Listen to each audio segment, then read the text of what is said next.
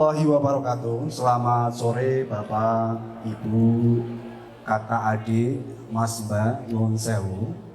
Kami memberitahukan bahwasanya sore hari ini akan kita selenggarakan penyuluhan kesehatan kaitannya tentang imunisasi dalam rangka Pekan Imunisasi Nasional.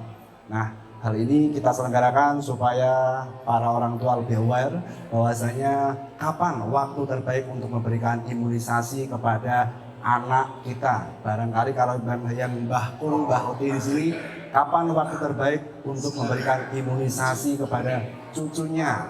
Nah, apa saja imunisasinya? Nanti kita akan simak dari narasumber kita, seorang dokter spesialis anak. Nah, untuk itu, perkenankan kami untuk memulai acara pada sore hari ini. Assalamualaikum warahmatullahi wabarakatuh. Alhamdulillah, nahmaduhu wa nasta'inuhu wa nastaghfiruh wa na'udzu billahi min shururi anfusina wa sayyiati a'malina. May yahdihillahu fala mudilla lahu wa may yudlil fala hadiya lahu. Asyhadu an la ilaha illallah wahdahu la syarikalah wa asyhadu anna Muhammadan abduhu wa rasuluh.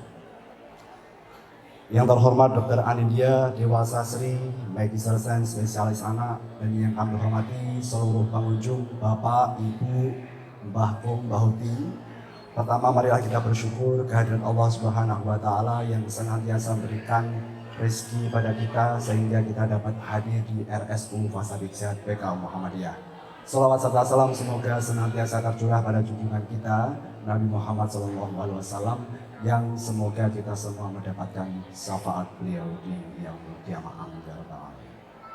Bapak Ibu, segenap pengunjung hadirin yang kami hormati, mohon maaf apabila mengganggu panjenengan yang sedang mengantri obat atau yang sedang menunggu administrasi.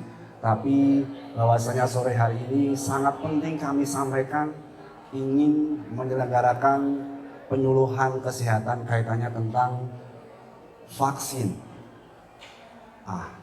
dan imunisasi, Pekan Imunisasi Nasional. Nah, untuk itu sudah hadir di tengah-tengah kita narasumber Dr. Anindya Dewasa Sri, Magister Sains Spesialis Anak. Kepada beliau kami persilakan untuk dapat menyampaikan materinya.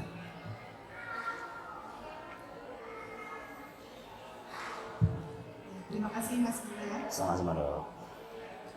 Terima kasih sudah diberi kesempatan untuk menyampaikan sedikit mandat dari Ikatan Dokter Anak Indonesia. Assalamualaikum warahmatullahi wabarakatuh. Waalaikumsalam warahmatullahi wabarakatuh. Saya mohon maaf kalau polinya agak mundur sedikit siang ini karena Monggo. saya Nggak apa-apa, Ibu. akan menyampaikan Boleh di sini juga boleh. mandat dari Ikatan Dokter Anak Indonesia untuk Agak samar, agak samar. mengenai imunisasi dan vaksinasi yang merupakan program pemerintah Republik Indonesia. Jadi pekan ini sekolah dasar itu anak-anak akan menerima vaksin dalam program BIES usia 7 tahun atau kelas 1 SD menerima vaksin campak rubella dan juga DT, D besar itu difteri tetanus. Sementara usia 8 tahun di kelas 2 dan sederajat maka imunisasinya adalah T besar dan D kecil, difteri tetanus. Usia 11 tahun atau kelas 5 SD itu diberikan imunisasi difteri tetanus kedua dan juga HPV. HPV ini untuk anak perempuan. Antrian 3, silakan menuju ke klinik kandungan.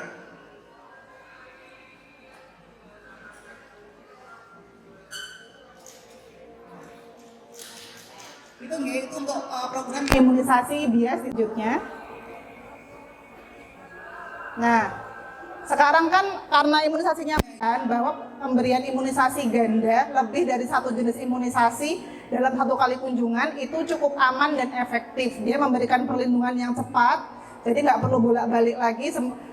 Satu kali pertemuan langsung dapat vaksinasi semuanya, efisien secara waktu dan biaya, mengurangi trauma pada anak, jadi nggak tiap bulan disuntik, dan juga bisa meningkatkan cakupan. Karena kalau misalkan kami meminta Bapak Ibu untuk datang terus 1 bulan, 2 bulan, 3 bulan, sampai 6 bulan, pasti mungkin yang datang cuma 50%, 25%. Tapi kalau kita persingkat dengan 3 bulan, insya Allah nanti cakupannya lebih besar. Oke. Nah, ini yang akan kami sampaikan mengenai imunisasi imunisasi kejar. Imunisasi kejar, jadi yang untuk BCG itu misalkan anak belum mendapatkan vaksin BCG di usianya di bawah 1 bulan, itu maka dia masih bisa dikejar sebelum usianya 11 bulan, di bawah 1 tahun. Kemudian polio tetes itu kan diberikan 4 dosis. Misalkan dia belum bisa dapat vaksin polio tersebut di atas 4 bulan, maka bisa diberikan, misalkan anak itu udah 1 tahun, maka diberikan 4 dosis dengan intervalnya 1 bulan. Dan polio ini bisa dikejar sampai nanti anak usia sekolah, jadi tidak ada batasan usianya. Untuk IPV kan 2 dosis ya, tadi usia 4 dan 9 bulan. Jika terlambat, maka bisa diulang dengan jaraknya, intervalnya 4 bulan. Kemudian untuk DPT, hepatitis B, kalau bayi dia 3 dosis, balita 4 dosis. Jadi intervalnya masing-masing 4 minggu. Misal sudah usia 6 bulan tapi belum DPT sama sekali, tetap bisa dikejar nanti dengan intervalnya selang 1 bulan, 1 bulannya 7 bulan, 8 bulan, dan 9 bulan. Nah, untuk campak rubella, nah ini, misalkan dia masih bisa dikejar sampai usia 1 tahun dan dengan intervalnya antara dosis pertama dan dengan dosis kedua adalah 6 bulan. Jadi misalkan belum campak nih, asal di bawah 1 tahun masih bisa diberikan, ataupun dia lebih dari 1 tahun boleh diberikan dengan jaraknya 6 bulan, 2 dosis jaraknya 6 bulan. Sementara itu untuk PCV itu misalkan dia terlambat belum bisa diberikan vaksin di usia 1 tahun lebih atau 2 tahun lebih, maka diberikan dengan jarak 2 bulan. Nah, rotavirus ini yang penting karena dia berbeda. Rotavirus itu kalau terlambat sudah tidak bisa dikejar lagi. Dia adalah batasnya itu 6 bulan 29 hari, yaitu 7 bulan. Kalau lebih dari itu, maka sudah tidak perlu lagi diberikan rotavirus ulangan. Demikian. Nah, JE ini cukup 1 dosis dan diberikan pada anak-anak yang berdomisili di daerah yang endemis. Sementara TD itu diberikan di usia sekolah 2 dosis, HPV juga 2 dosis sampai kelas 6 nanti. Oke, ini merupakan fatwa Majelis Ulama Indonesia mengenai imunisasi, bahwa imunisasi pada dasarnya dibolehkan sebagai bentuk ikhtiar untuk mewujudkan kekebalan imunitas komunitas dan mencegah kejadian penyakit tertentu. Vaksin untuk imunisasi wajib menggunakan vaksin yang halal dan suci, dan penggunaan vaksin imunisasi yang berbahan haram dan atau najis hukumnya haram. Demikian. Kemudian imunisasi dengan vaksin yang haram dan atau najis tidak dibolehkan kecuali digunakan pada kondisi darurat, belum ditemukan bahan vaksin yang halal dan suci, adanya keterangan tenaga medis yang kompeten dan terpercaya bahwa tidak ada vaksin yang halal untuk saat itu. Oke, ya. Ubur-ubur, ikan lele, jangan lupa imunisasi ya, Le. Sehat ini, sehat nanti, ayo lengkapi imunisasi. Dan terima kasih Dr. Amin atas informasi dan ilmu yang telah disampaikan, semoga bermanfaat bagi Bapak Ibu, khususnya ibu-ibu muda di sini. Nah, ada yang ingin ditanyakan, Ibu? Ada? Oh, kelihatan dari tadi nyimaknya kok betul. Monggo. Assalamualaikum warahmatullahi wabarakatuh. Selamat siang Dr. Amin. Saya Ibu Susanti dari izin bertanya. Ini mitos atau fakta? Dan pengen tanyain juga dari dulu. Kan sekarang tuh ada yang ini kalau anaknya mau diimunisasi 30 menit sebelum imunisasi tuh harus minum obat anti demam biar gak demam. Nah itu mitos atau fakta dok? Terima kasih. Oh iya. Bisa langsung jawab, oh ya. Ya itu mungkin terkait sama vaksin yang sering bikin demam itu vaksin DPT ya gitu. Hanya vaksin DPT. Jadi pemberian obat penurun panas hanya boleh diberikan jika setelah vaksin anak mengalami demam lebih dari 38 derajat. Karena kalau kondisi hangat ataupun dia agak meriang itu merupakan suatu proses dari tubuh ya untuk biar vaksinnya itu berarti bekerja. Jadi kalau dia belum sudah dikasih penurun panas, efeknya itu nanti bisa mengurangi efektivitas vaksinnya. Jadi memang penurun panasnya diberikannya memang setelah terjadi demam, jangan sebelumnya. Gitu. Oh, seperti itu ya Bu ya. Jadi diberikan setelah vaksin. Kalau sudah demam. Setelah demam. Kalau nggak demam kan nggak usah nggak usah dikasih. Jangan diminumkan sebelum vaksin. Barangkali malah banyak tuh. Oh, iya. Mungkin seperti itu dikhawatirkan ya.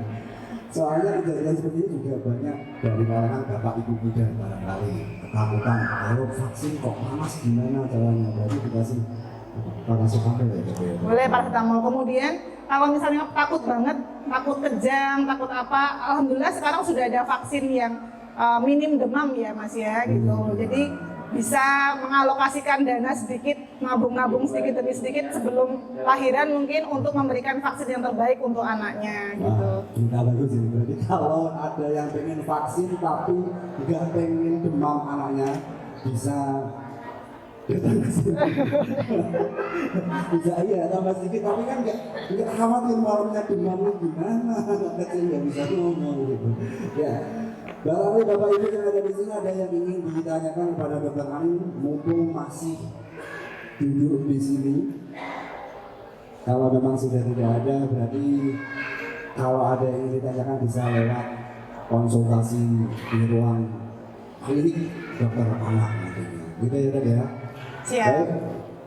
Karena tidak ada yang bertanya Dok, barangkali mungkin ada pesan-pesan Dok terakhir untuk mungkin bapak ibu muda yang mungkin baru punya anak pertama, bagaimana dia mendisiplinkan waktu vaksin untuk anak-anaknya dan bagaimana dia tidak usah takut kalau panas itu.